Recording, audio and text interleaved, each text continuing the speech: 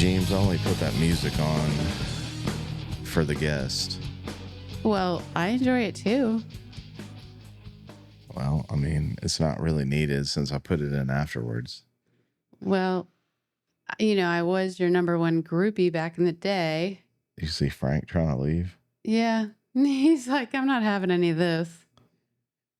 Well, we just got out of the hot tub. Which is why I have a lack of clothing and wet hair, because we got out of the hot tub and Slim Jim over here was like, hey, we're going to do a podcast. And I was like, okay. Well, I got in the pool and you didn't. No, that is not what happened. you chicken butt. Chicken butt? You mean chicken? Yeah. Chicken shit? I was trying not to have a cuss word in the first 30 seconds because I didn't want your algorithms get screwed up like Joseph likes to do to you. That's true. Thank you for your consideration. I was trying to help you out, man. Anyways, yeah, we got in the hot tub. It was great, but a tradition over here in Holliswood is when you get out of the hot tub, you got to freeze your bum off and dip in the pool. Which I did. Which he did not. He chickened out. I didn't chicken out. I ran in there real fast and ran out real fast because it was freezing cold. He didn't tell me the exact temperature. He was trying to tell me it was like 60 or 70, but I'm pretty sure it was like 30. I didn't say it was 60 or 70. I think it's in the 52 range. No, it's probably lower than that. Hold on. Well, okay. But anyways, I got in and he did not. That's not true. I got in and you sat on the sidelines. He said he would jump in if I would jump in. And I said, that's a two-way street. But who went in? I did. It's at 51. Okay. That's still lower than 60. Well, it's still freezing cold. It's still warm. Still very, very cold. But anyways, it felt good. It's refreshing. Yeah. You wouldn't know. I would know. So we're waiting for Hayden to get home because he has news to tell us that we don't really know what it is. Well, he says he just wants to give us our presents from his trip, but we think there's something else going on. So it's been a long few days. Oh my gosh, what a week. So tonight we went to Zany's and saw Jamie Lissau, which those of you that know who he is, great. If you don't know who he is, he often appears on Gutfeld on Fox News at night, 9:00 Central Time, Monday through Friday.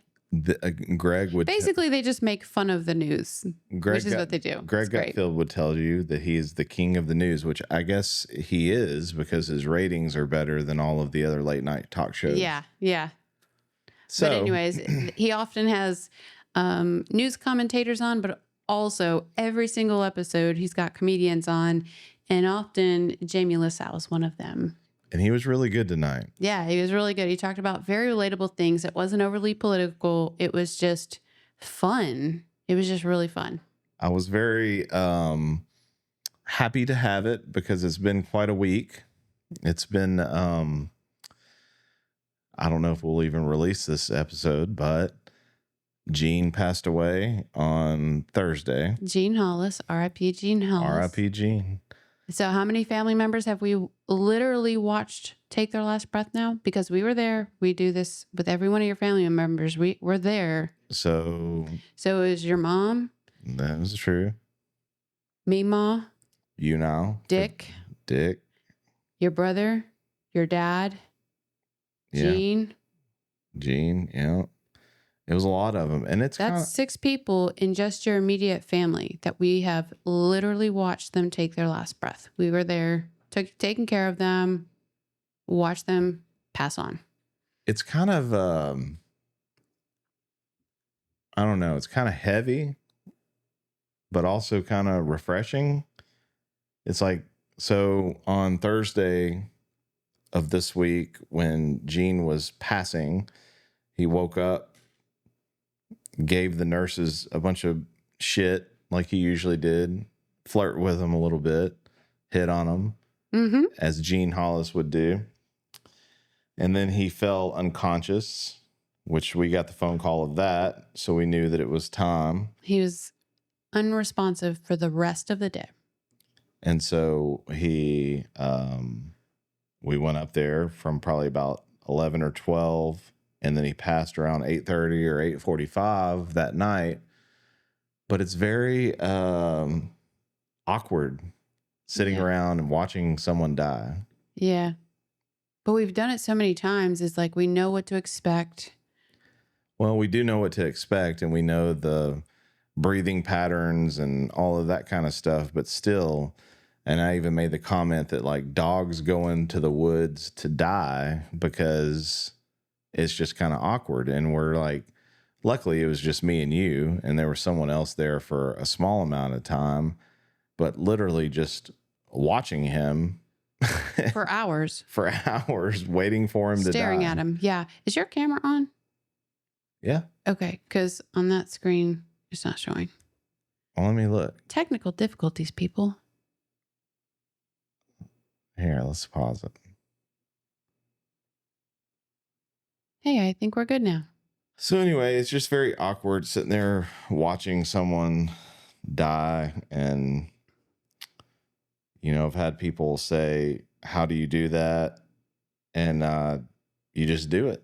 It sucks. And unfortunately for my family, it's been a lot all at once. And we kind of got a break there for a while. But for those of you that don't know, my dad and brother died around the time of COVID. And so after my dad died, no one was kind of looking after Gene. And I was like, hey, we need to look after Gene. The grandfather. My grandfather. And so we built out our basement was finished, but we put a bathroom and a kitchen and stuff like that in there. And we moved his old ass in. And he lived with us for 4 years, 3 or 4 years. 4 years with us. And then he went over to assisted living. He's not here to tell the side of the story, but he would tell you that we incarcerated him into assisted living, but he decided to do that. Yeah. As soon as we even showed him the place, he was like, where do I sign? I want to sign the papers right now. Can we move in this weekend? So it was like, he was really excited about it. And the place has been great for him. It gave him community and they took care of him and all that stuff. But I think he just tried to get sympathy points from the nurses, and he would tell them, yeah, they've incarcerated me. But it's like, no, Gene, this was your decision. And that's true. It was his decision, and he acted like it was not, but it was his decision. And so he declined pretty rapidly there. Yeah, he wasn't even there a whole year. But I think that he was declining when he was here, and he saw the writing on the wall. As did we. Because he did not want us in there wiping his ass and doing all that stuff. I didn't want that either. No, I didn't either. I've done that for some of your family members. I don't want to do that anymore. I know. And so we moved him over there. Yeah. And they were good to him. But then, he had cancer. And heart failure. Cancer and heart failure. And I think probably the heart failure is what got him. That's what got him, yeah. And so, all the way up until the last day that he was alive, he was chasing the chicas. Mm-hmm. And so he passed away. And luckily it was a peaceful thing, unlike my grandmother. But it's still sad. I feel like the weight of all of that has happened over the past 4 or 5 years has come to a close. Yeah. It's like closure to my dad and all that. As we're opening new chapters with our kids. Yeah, new chapters are open. I told James earlier, I was like, I just can't. If you asked me 5 years ago what was going to happen with our family, none of this stuff would be in the cards. Like all of my family dying, Eli getting married, having a kid, and currently have a kid on the way. Jack very much in love with Zephyr. Hopefully they get married and all that kind of stuff works out. Hayden moving to New York, dropping him off in Manhattan. At 17. And now he's done with school and he's working a job and finding love and all that kind of stuff. It's like, I don't know what's happened. I don't know. I don't know where life has gone.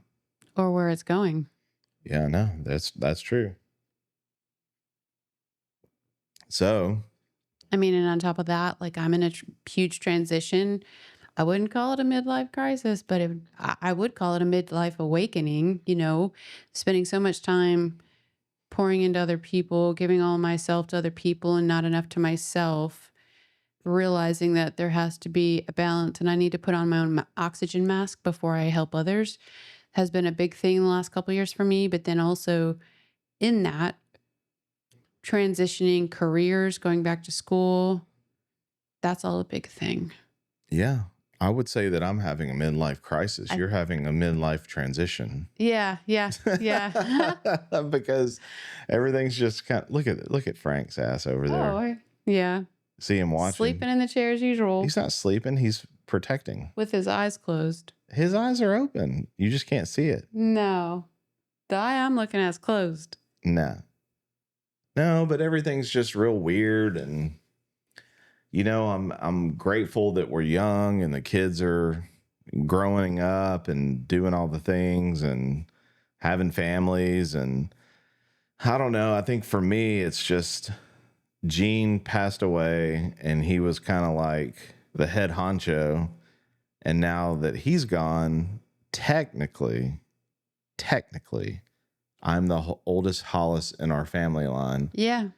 And Joseph always, he told me the other day, he said, that we know of. And I said, that's true because Gene was a bit of a whore. That's right. That's right. Back in his early days. So, but for all we know, I am the oldest Hollis in in your bloodline, you are the patriarch. I am. And I've been kind of acting patriarch for a while. Yeah, you have. My dad and Gene haven't been so much like leading the family in any kind of direction. And they're not very leadery. A patriarch is supposed to lead your family into a certain way. Mm-hmm. And be a bit of a glue. And they have not been. Yeah. And I think that that's one of the things that I can pride myself on, that I feel like I'm a little bit better than they were at that. Yeah, I agree 1,000%. But if you weren't around, I probably wouldn't be that. Well, if you weren't around, there's a lot of things I wouldn't be either. Well, that's probably true. But I don't know. I feel bad about all of it, and I'm happy about it because a weight's been lifted, because it's been kind of heavy with, Freeman H dying and with all the COVID things, because everything was so weird during COVID time. Yeah. And so it just feels like unfinished business. And I feel like we jumped on to help Gene out because my dad wasn't there to do it. And so I was kind of taking the torch and doing what was supposed to be done. And I don't say this to be cocky, but I know that we did it better than my dad would have done. Yeah, your dad was randomly checking on him like once a month or something. We literally brought him into the house, we did his grocery shopping for him, took him to the doctor's appointments and like everything. We arranged for cleaners to come in. We gave him community and family. We gave him community too. Yeah, we fed him. But interestingly enough, it's like I didn't think that he gave a shit about any of that. Which he, at the time, I think that he probably did care, but he never said it. But over the past several weeks of us visiting him up at the assisted living, every time before he left, he would say, I really appreciate everything that you're doing for me and that you have done for me.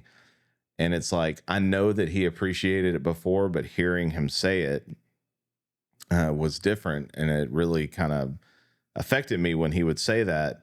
So I guess what I've learned from that situation is tell people that you appreciate them. Yeah. Well, another thing that changed in the last month, because Gene has always been pretty female focused his whole life. He's been chasing women his whole life. You got to chase the chicas. That's been the focus of his existence, honestly. And something that changed in his verbiage in the last month of life was every single time that we told him we would be back to check on him in a day or two or later that day or whatever it was, he always, only in the last month, he would say things like, well, I really hope you do. I really enjoy it when you come. I know. And he's never said that before. He's never said that before because he's never been family focused before.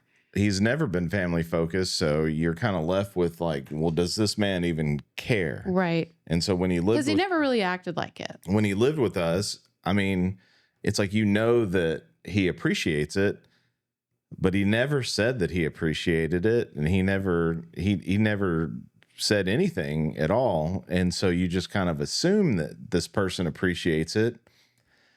And so that's why it really affected me whenever I would leave, because it was really hard to go see him at the Pearl, because it was like, you know, when he's in the assisted living, he's got the heat turned up to about 90 degrees in his room. So it's hot as fuck in there. Mm-hmm.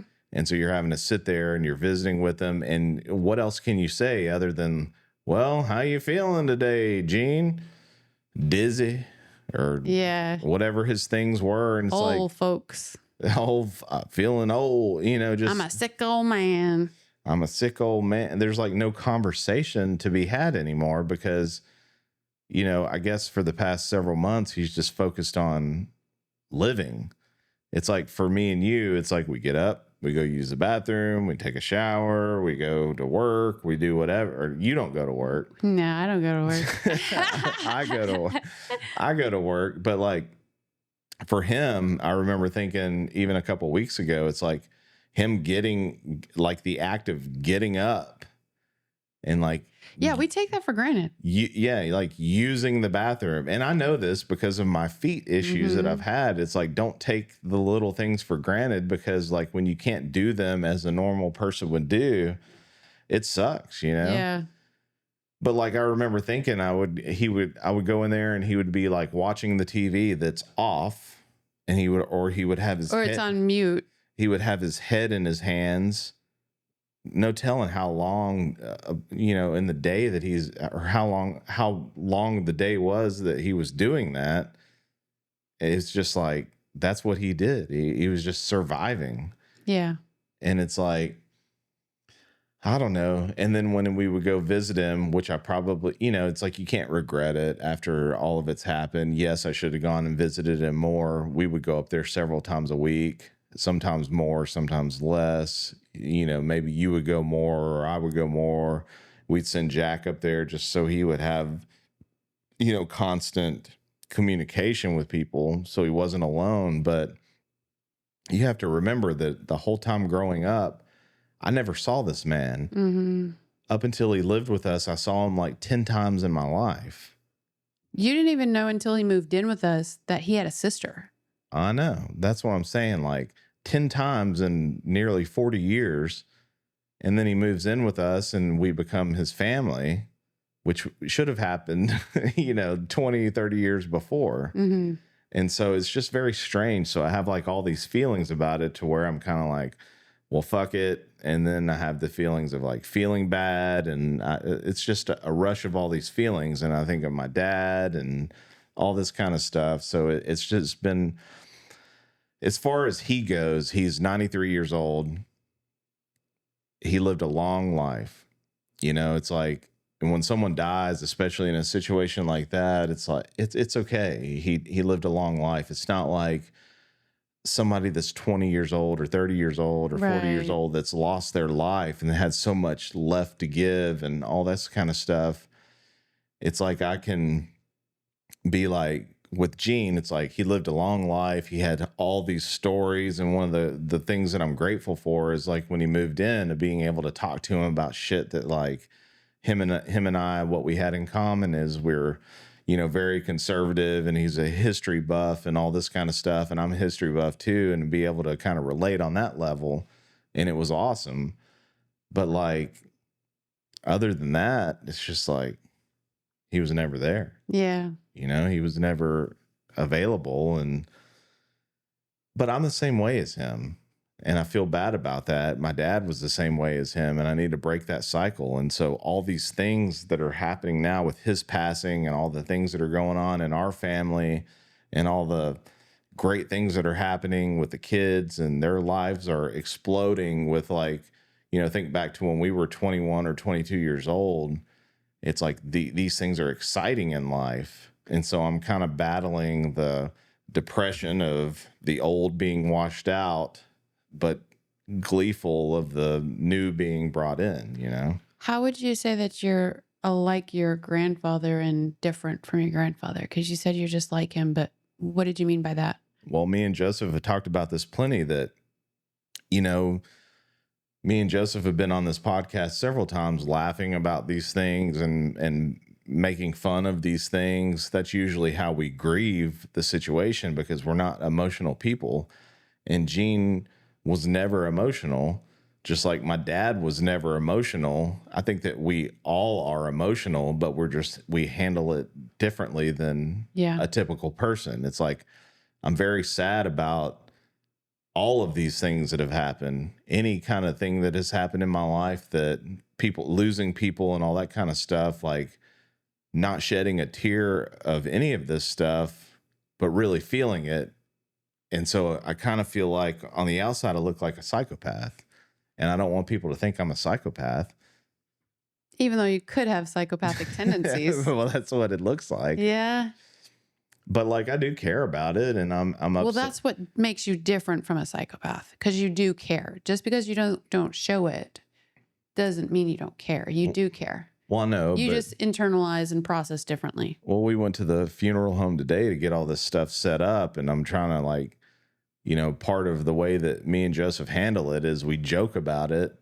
And so naturally, for the listeners, you know, the poor girl, she couldn't have been more than like 25 years old, and they're just showing us like the coffins and stuff like that. And I was like, I'd immediately said, well, I don't know if Joseph could fit in one of those. Do you have like an extra large one? The girl was like, what the fuck? Yeah. She was like, we have accommodating options. I know.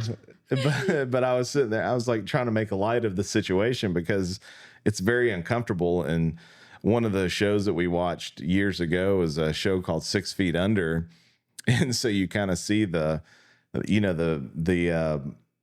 task that you have as a funeral director of, you are the person that's trying to upsell, because you're a salesman. You're trying to upsell to people that are in like the worst times of their life. Mm-hmm. They're mourning and they're upset, and you're just like, you want to help them make emotional buying decisions. I know. And it's so interesting, because like that always piqued my curiosity of like, but it doesn't work on the Hollises. It does not. It does not work on the Hollises, because we went in there, we're like, we're gonna see this fucking coffin for 5 minutes. That's exactly the thing. Like, that was a really good point Joseph made. We're gonna see this thing for 5 seconds.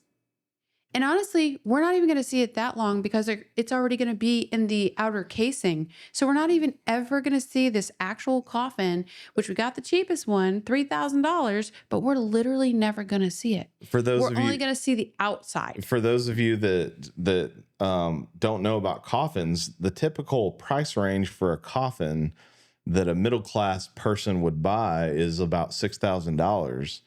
Now, if you want to be fancy as fuck, you can get one for $10,000, $15,000. Or in that other country, where is it? They were making custom coffins? The Ghana. Is that Ghana? Yeah. Those are epic.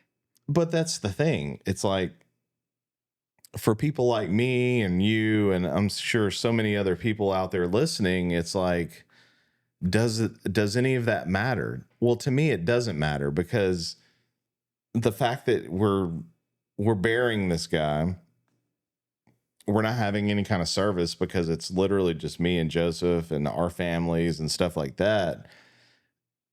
Kind of thought that we would save some money on it.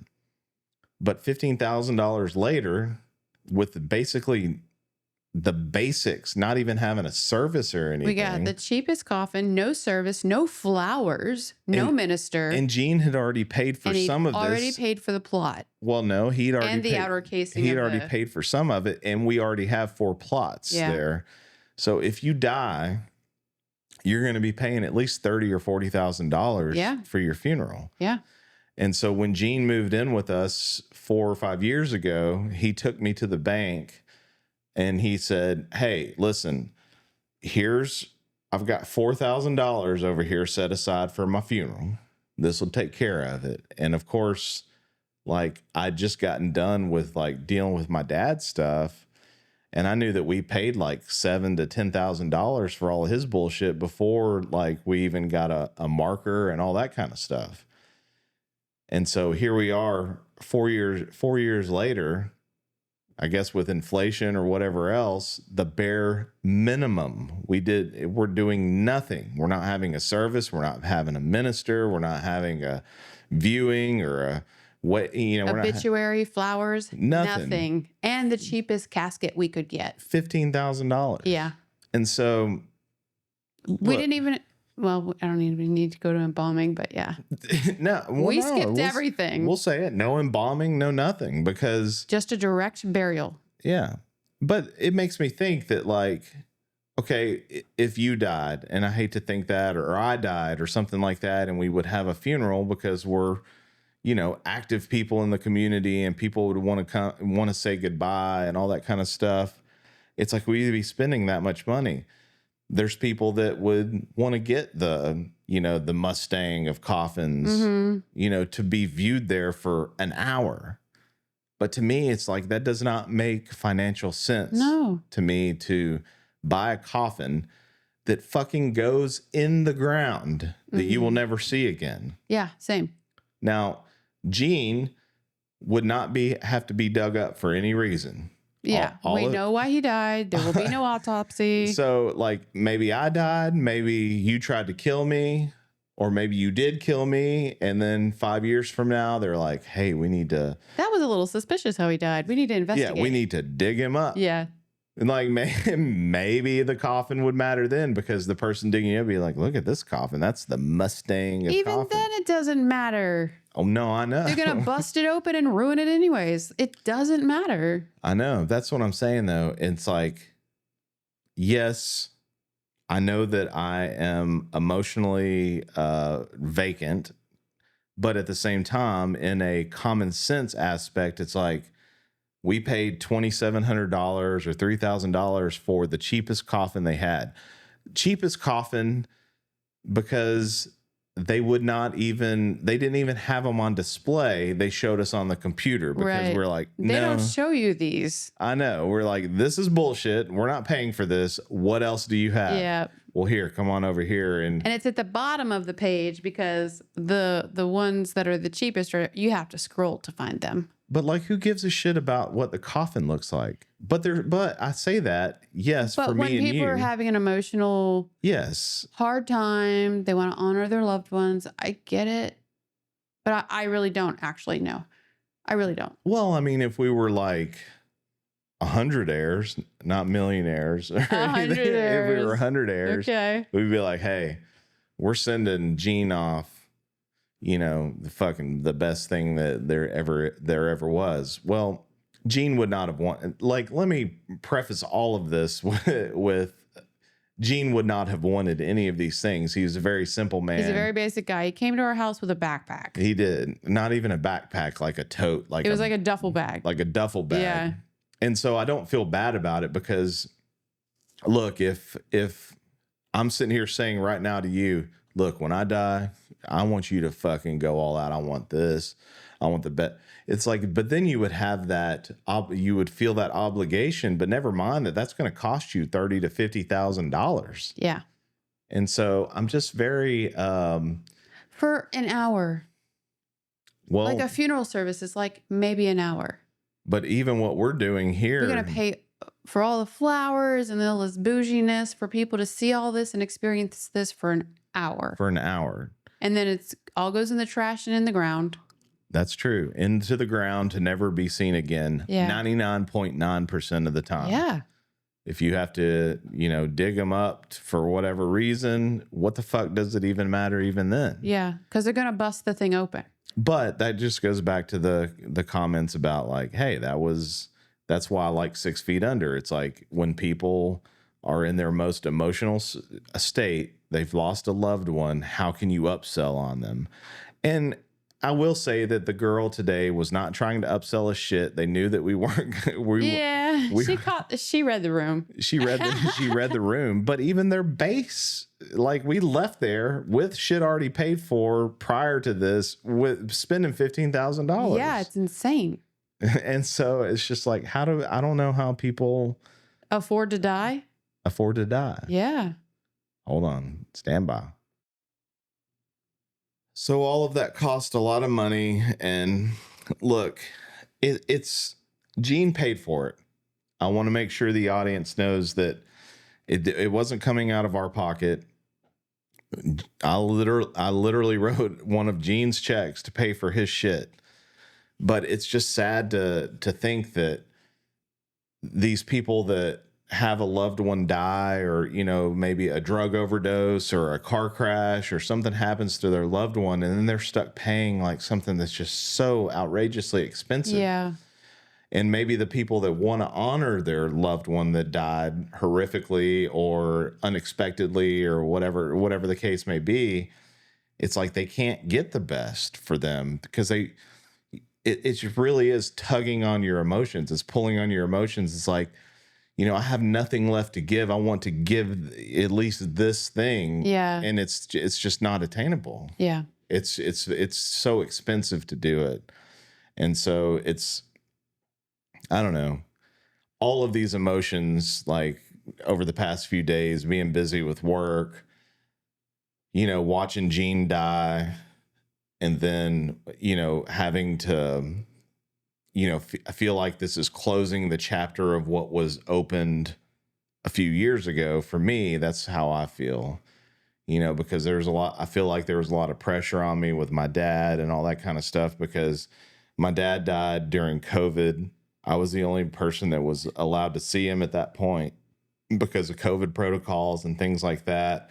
And so I would go see him, I would talk to him, I'd visit with him, and then relay these messages to the family. It was fucked up. Mm-hmm. This whole COVID thing was fucked up and unacceptable. Yeah. Of how all that played out. And so I'm still living in that while life is carrying on, not just the stuff with the old guard of the Hollis family, but like all of these new things that are ushering in and are wonderful, you know, grandbabies, girlfriends, yeah, wives, like kids adulting. It's like I feel like I'm hooked into the past and also trying to be in the future, and it's hard to be in both of those. And I think that Gene dying is, you know, kind of cutting off that whole old Hollis guard, which is a good thing, but a sad thing. Mm-hmm. And ushering in all of these new things. Even good transitions can be very sad. Yeah, it's hard. Sad. It's sad and it's hard, but again, this is not about like Gene dying and being upset about it, because it is a great thing. Remember, he's 93, and, you know, God bless him for living that long, but it's like I'm happy for him to be gone from that. Yeah. But I will say that, I mean, he was rocking and rolling up until probably about a year ago. Mm-hmm. Chasing the chicas until literally the day that he died. Oh, yeah. Flirting to the last second that he had words. Yeah. If I'll let you feel my defibrillator if you let me feel yours. What the fuck? He said that in his last days to one of the nurses. Like, seriously, he never let up. Yeah, I'm sad, and I feel bad about it all. We went to that show tonight, and it was good to be able to go and laugh and enjoy that and be at home. And Hayden's in town, which I'm sure everyone will see him here on the pod at some point. But I don't know. I'm grateful for everything that we have and the life that we've built together. But it's very it's a lot to process. It's a lot to process, and, you know, the rest of my family being gone is sad, but it's okay. Yeah. And so we did get to tell the funeral home, these new people, since the last time we were there, talking about my dad. And yeah, they thought that story about your dad's fake grave was hilarious. They had no idea. Yeah, because it was a new regime at the funeral home from the COVID days. Yeah, those of you that don't know, my dad has a fake grave at Harpeth Hills, but he's actually buried in the country out in Iron City, where he wanted to be. where he wanted to be. Mm-hmm. And so we got to tell them about it today, and it was funny. Those girls probably didn't know what to think. Yeah, they laughed. So, Yeah. All right, James. Well, you got anything else? no, it's a chapter closing, but new chapters are opening. And hey, we're here together through all of it, and there's nobody I'd want to walk this through than with you. No, you don't really mean that. I do. I was thinking that when we were sitting there watching your granddad die. I'll walk through anything with you, babe. Well, thanks for watching my grandfather die and not caring about poor Frank over there. Hey, Frank's all right. He's doing fine. Is he really, though? He's all right.